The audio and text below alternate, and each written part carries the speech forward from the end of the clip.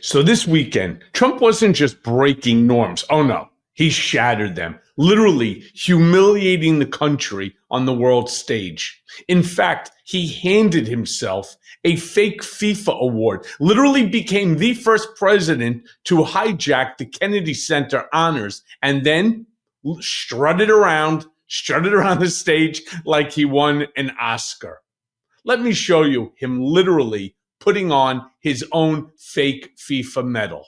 Play the clip. Mr. President, this is your prize. This is your Peace Prize.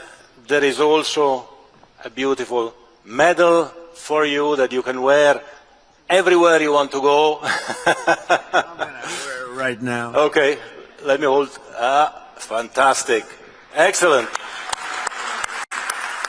I mean, I literally found this to be so ridiculous, so insane, so stupid that I wrote my Substack on it for this morning called Peace Sacrificed on FIFA's Altar. And in it, I begin it. I proudly accept the inaugural Substack Leader of Peace Award, also known as the Slop Award, from the global community of readers and watchers who recognize my tireless, unimpeachable pursuit of world peace. It stands, by the way, amongst the greatest honors of my life, right alongside being chosen from the crowd by Hucko the Clown at Madison Square Garden to do the Macarena in the center ring. Now, you'll hopefully forgive me for taking a moment to revel in my own greatness. I mean, how often does a guy like me get to win the first ever Slop Award for promoting world peace? My friends, it is historic. It is groundbreaking, practically biblical. And unlike some other newly created, highly suspicious awards that were handed out this week, mine, it didn't require a tenor in a blue velvet tuxedo or a sports federation president willing to fawn over a grown man like he's the Dalai Lama with better health care. Let me be clear here. All right. When the ratings for this Kennedy Center honors debacle tanked, Trump pretended that ratings don't matter. Play the clip. What are you expecting, Mr. President, in terms of ratings for this year's Kennedy Center? I think it'll do great. I think it's going to do great. Ratings are complicated now because you have streaming added on and everything else, but I think it'll do very big. I mean, just look, just based on what you see right here. If you came here last year, you saw a line that was about 1/10 this size.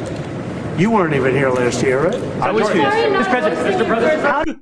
You weren't here. No, sir, I was here. Welcome back to the Michael Cohen Show on our continued journey to 500,000 subscribers. Let me also tell you, thank you all. Thank you all for subscribing, for being a part of this community. We are under 3,500 new subscribers to hit that 500,000 mark. So thank you again. Subscribe, watch, comment. Please keep those comments coming and share with family and friends because this level of stupidity, it's just getting worse. The weekend flattery, it wasn't enough for Trump. No, as shown literally when a reporter asked Trump if he would want to receive a Kennedy Center honor next year. Play the clip. Could you imagine, Mr. President, now we know that you've hosted before, The Apprentice, for many years. Could you imagine next year maybe you're not hosting, but maybe you receiving a Kennedy Center honor? That's an interesting one. I haven't thought of that. Yeah, I think I'm going to nominate myself for next year. Mr. President, every day you have such a big job being. Yeah, I mean, I'm not really sure why that's funny. It's just so absurd, especially, do you think that the country right now has enough things that maybe the president should be concentrating on other than, say, rebuilding the fake boardroom? Another reporter goes on and asks Trump if he will rename the center after him. Trump turned around and said, well, it's up to the board. Play the clip. So we're very proud of that. Thank you very much. Do you think, Mr. President, what do you think of the Netflix Warner Brothers deal? Trump Kennedy Center, Mr. President, do you think the center will eventually be named the Trump Kennedy Center? I don't know. I hear that, but I don't know. That's not up to me. That's up to the board. The board makes that decision. We have a very prestigious board. If you look at the names, I don't think there's a board like it So that would be up to the board. Thank you. Yeah. Let me also turn around and say, if I'm not mistaken, I think he's the president of the board, right? Meanwhile, so Trump was then asked how he prepared to host. And unsurprisingly, Trump's claim, he didn't prepare at all. Play the clip. But I have a question for you, Mr. President. How have you prepared to host tonight? Well, maybe I haven't prepared. Maybe you want to be a little bit loose. If you look at the great hosts, Johnny Carson, Bob Hope, those are the greats. If you look at the not-so-greats, like Jimmy Kimmel, he was just terrible. But no, I think you want to be just loose and not a lot to prepare for. Really. I've been asked. You know what you have to be? You have to be yourself. You know, the interesting thing to anybody that sees the old Johnny Carsons and so on, they actually had cue cards for everything. That was the human version of the teleprompter. And of course, nothing says a good solid meeting like digging into Jimmy Kimmel or something like that. But Trump, again, in true weave fashion, then started to ramble about gold. Play that clip. But they had the fake gold. You know, the one thing about gold, you can never imitate real gold. They've tried to do it for years. Paint, gold paint. Gold paint never works. Mr. President, you got to go for the real 24-karat gold. Yes. Again, what relevance is any of this when you have 22 million people that are going to be losing health care and 40 million that are going to be losing SNAP benefits and so on and then the fighting that's going on between Russia still and Ukraine and all the other stuff around the world, the tariff nonsense. I mean, we can go on for days and days and days to him, but no. Painting these, finials in the Oval Office or putting the words, the Oval Office, on the outside of the room from the back of the property, all in 24-karat gold. This is what's important.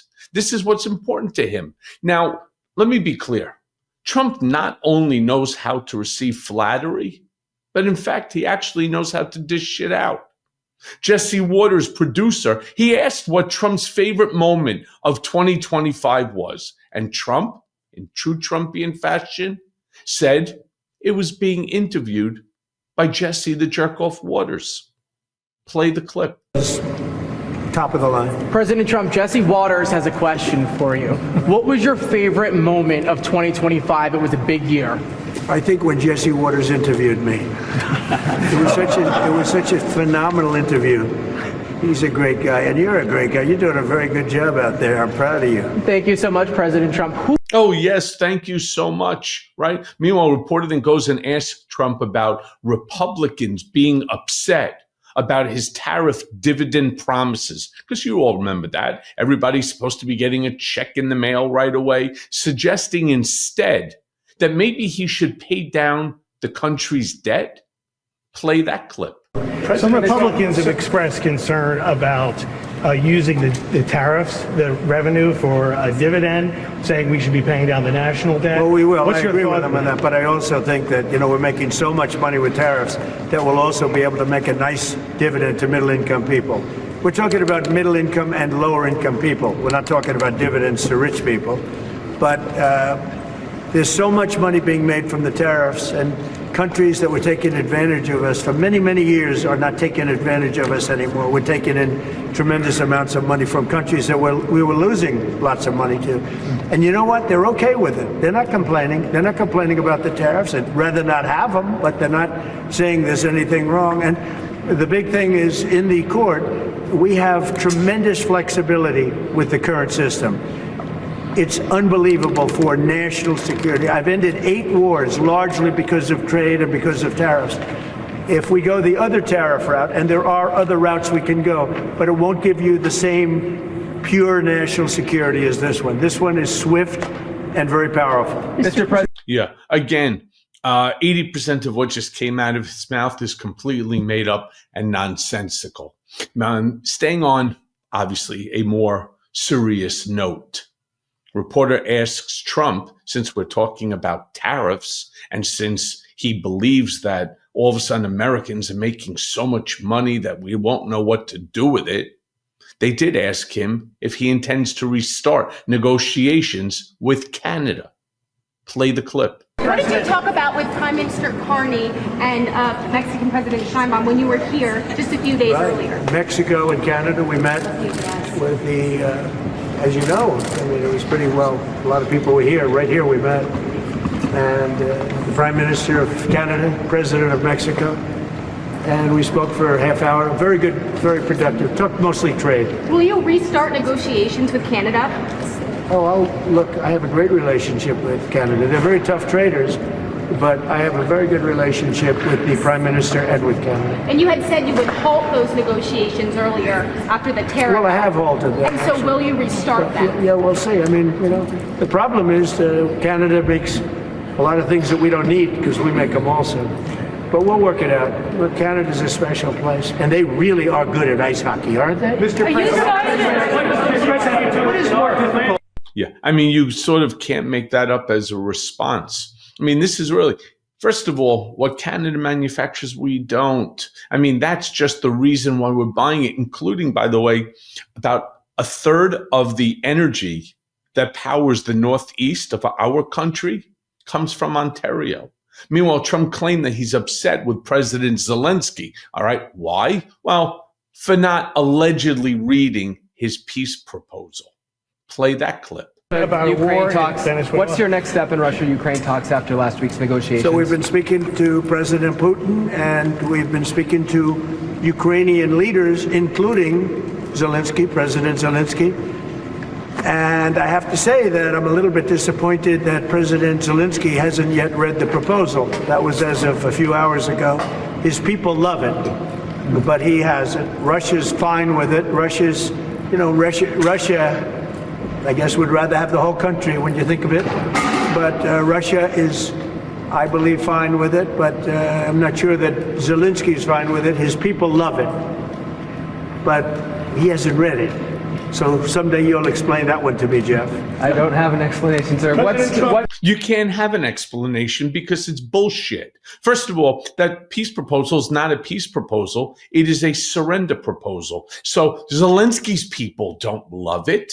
Right? I mean, imagine turning over the country, turning over the land, turning over your mineral rights, agreeing not to become part of NATO, agreeing to demilitarize. Absolutely. My God, how fast would you want Zelensky to get his John Hancock on there? It is the most ridiculous. It's not even a proposal. It's abnormal. Oh, yeah. And I think that Russia would probably accept it. Sure.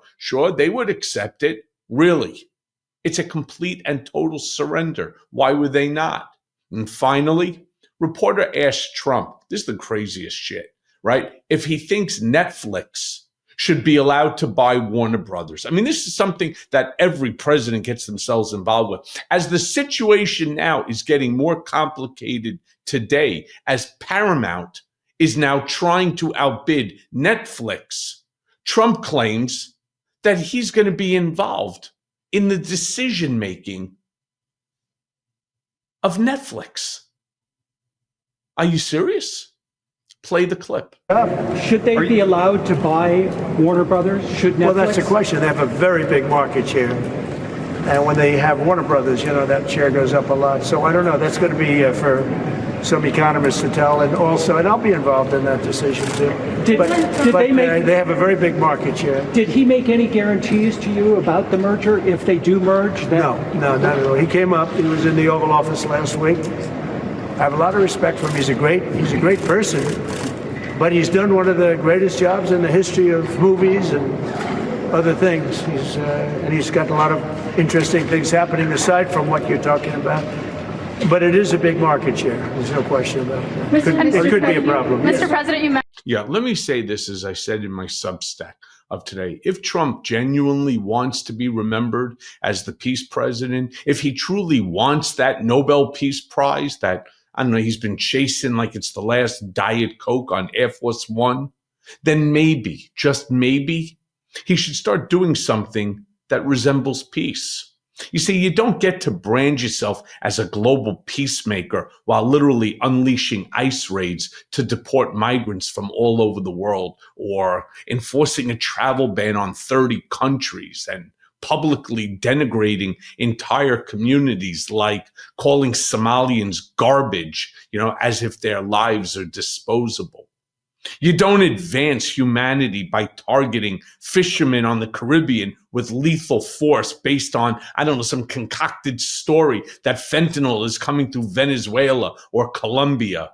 You certainly don't serve the cause of world peace while inflicting fear, chaos, and death on innocent people, all in the name of some self-serving narrative of national security. So, Mr. President, if hypothetically you really want that Nobel Peace Prize, start acting like a peacemaker. And as always, thanks for listening. Hey, everyone. First of all, thanks for watching. We're going to be posting daily episodes with reactions and talking about politics. We'll be talking about everything, in fact. So please like and subscribe. Join us on this journey.